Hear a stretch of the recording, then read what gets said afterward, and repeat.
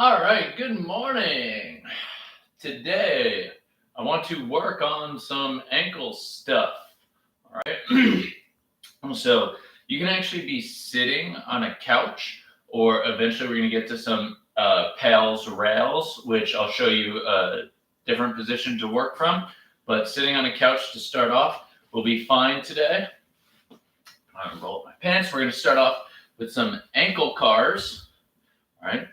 So we're going to push down on the gas pedal, slowly rotate into supination, our soles of the feet coming together, and then pulling up into dorsiflexion. If you notice, my knees are not rotating side to side, just the ankle joint is. My shins are not rotating side to side. Out into pronation, soles of the feet away from each other. Press back down on the gas pedal. Let's go one more lap around here. See, my toes are going a little crazy today. I try to keep the toes just relaxed when I do ankle cars, because remember, the toes are not part of your ankle joint. So we're trying not to move them. We're just trying to keep them still. Good. Let's reverse direction. And that will happen and come over time with practice.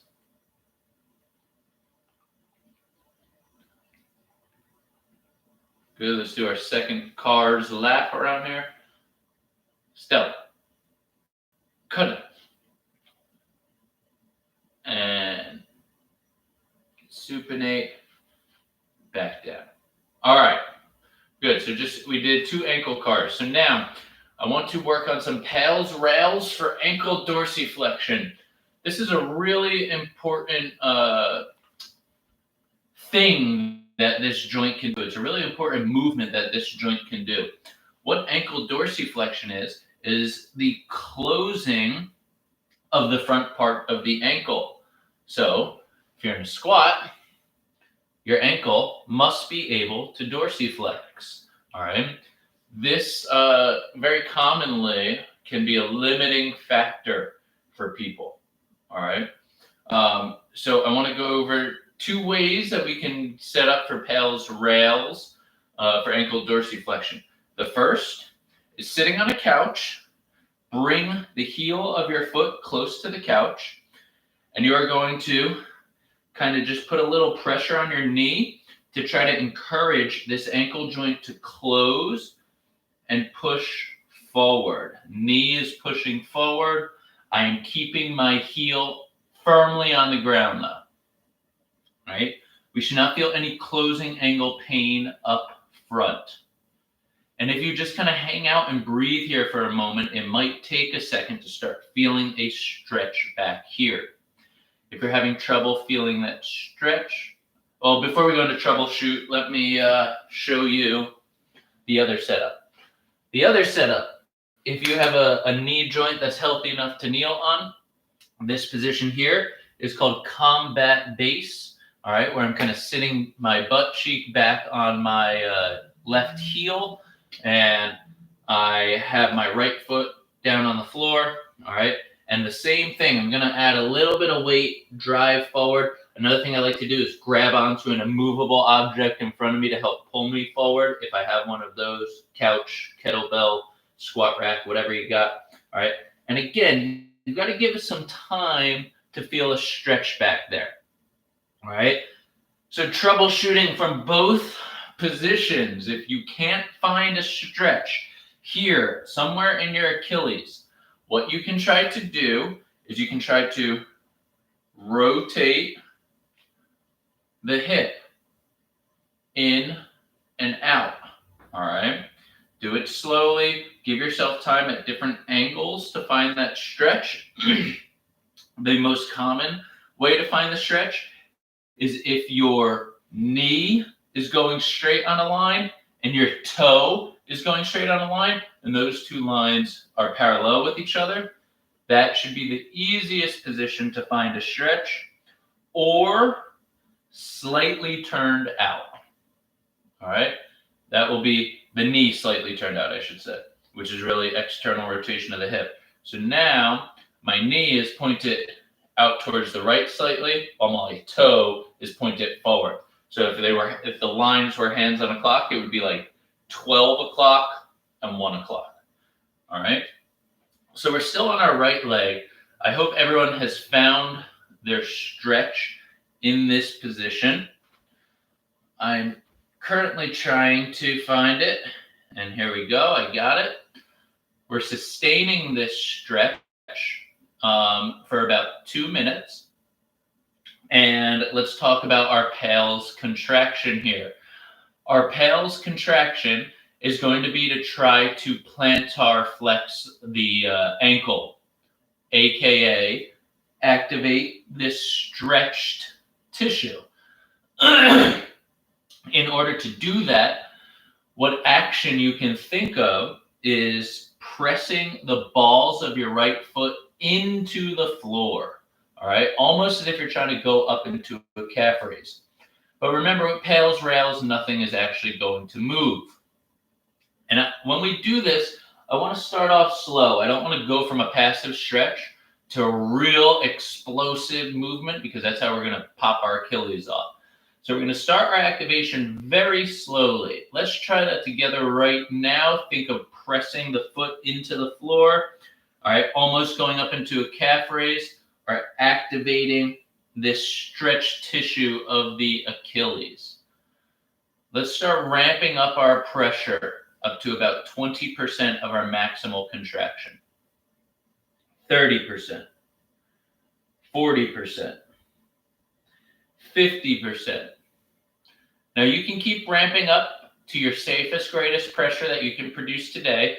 Make sure you are producing it from this tissue back here behind your ankle. All right, we don't want to start activating other things. This is just PALS rails for the ankle. Let's sustain that. And relax that contraction. Simply from there, you should be able to get into a deeper passive stretch. So I can lean forward more. I'm about to fall forward, so I need a little bit of help with my left hand holding that heel down. And this helps me feel it even more. Now I want to do a rails contraction. So the rails contraction is activation of the tissue in the front part of my shin. All right. And the top part of my foot. So the tissue that would close this angle even more. Let's activate that very slowly. Begin. And if I do that correctly, I can look down and I can see tendons light up on the top part of my foot. All right. And I'm squeezing that, squeezing. Start ramping that up a little bit more. Keep squeezing. If you do this correctly, you may even feel more stretch in the calf and Achilles area. Keep holding, keep squeezing, keep holding, keep squeezing. For 5 more seconds, and then we're just going to relax to our passive stretch again.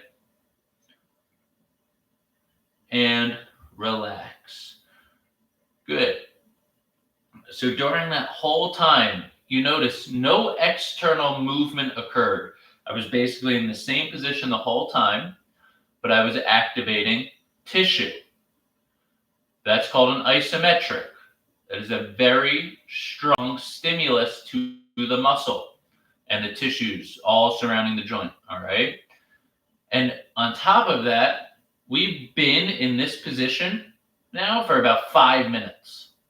That is a long time to be in a tense position. It's called time under tension. This is what changes tissue, is time under tension. Good, we're going to come out of that slowly. Make sure things work all right. We can just pump our ankle back and forth like we're doing a calf raise. So back to this concept of time under tension, that is one of the basic physiological things that changes tissue in how it acts, how it looks, etc. This is why sitting is so bad, all right? Sitting inherently is not bad. It's that we just spend so much time in this position that we transform into that position. So we have a lot of time under tension in sitting. So if you can decrease that time under tension by simply doing other things, it's not going to be quite as bad. All right, that was a little tangent there, sorry. I want to go into pals rails for the other ankle for dorsiflexion. This time I'm going to go down into combat base and do this, but you're more than welcome to stay on the couch. I just want to show it in different ways. All right, so here's my combat base position.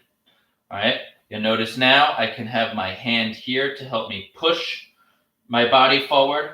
I have that my left arm here. So I'm playing around with it. You know, every day is different when I try to find this stretch. There's not always a go-to position for it. And now I seem to be having a little trouble. I'm gonna hit my shin. Why am I doing this? Because I'm trying to encourage less, it's called tibial glide. So this bone glides forward in the ankle joint. I don't want that. I want it to stay back so it will angle forward as opposed to gliding forward.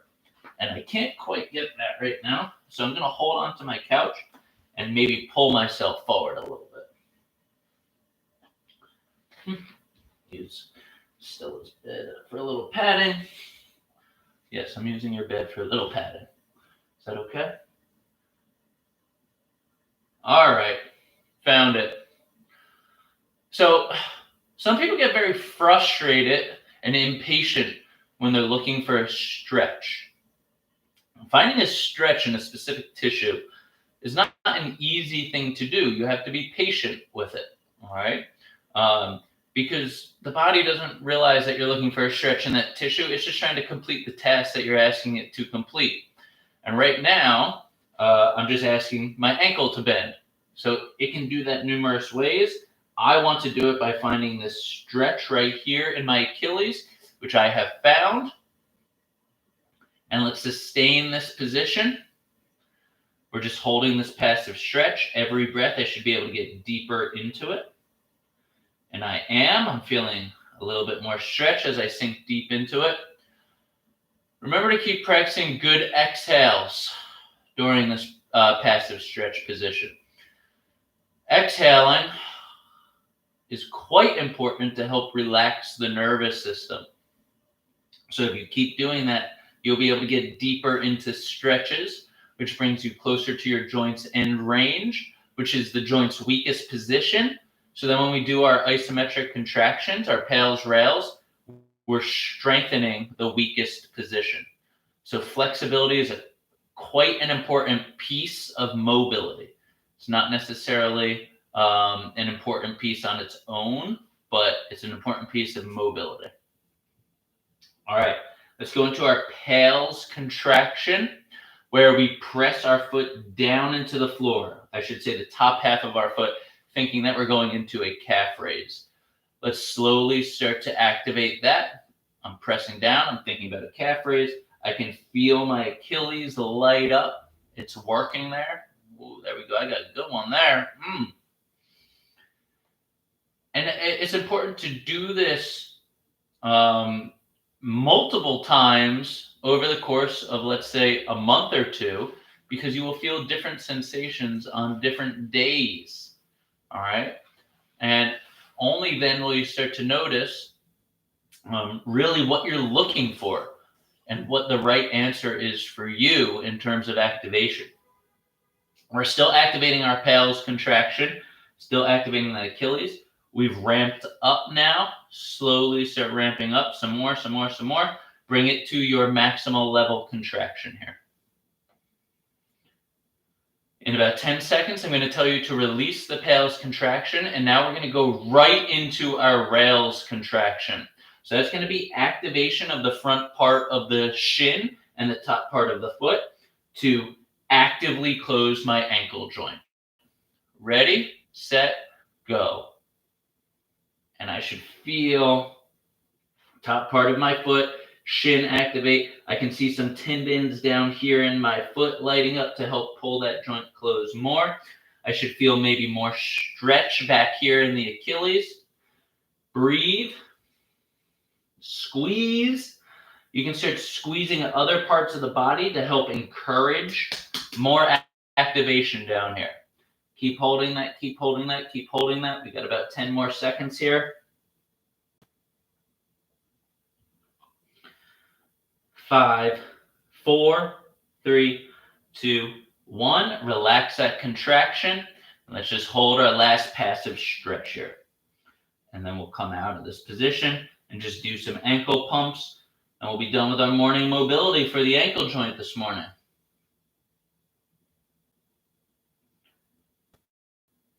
And let's slowly come out of that. If you were down in combat base, take your time coming out of that position.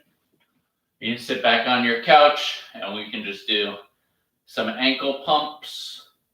All right, ideally these will be slow, really focus on the end range to now coach the ankle into what we just did. We just trained end range, so now we want to tell it, hey, when I move my ankle joint, I want you to move in end range. All right. Quick note, if you are in that combat-based position trying this out and you feel pain in the knee, hip, or the back foot, then that's probably not the right position for you. That means that your knee or hip are your limiting factors, and you can only train your limiting factors. So you need to come out of that position, maybe this couch position, and here you more than likely wouldn't feel anything in that knee and hip. So the couch might be a better position for you. In order to really get good at mobility training or the particular style that I use, functional range conditioning, it is really about finding positions that work for your body in order to target a very specific tissue. All right. So today we targeted maybe a few inch square area. And as you get better, you can bring that down to a centimeter square area that you're targeting. All right. But you just got to keep practicing it. Anyway, thank you for joining me this morning. I hope everyone has a great day. Stay safe, stay focused. We'll see you next week.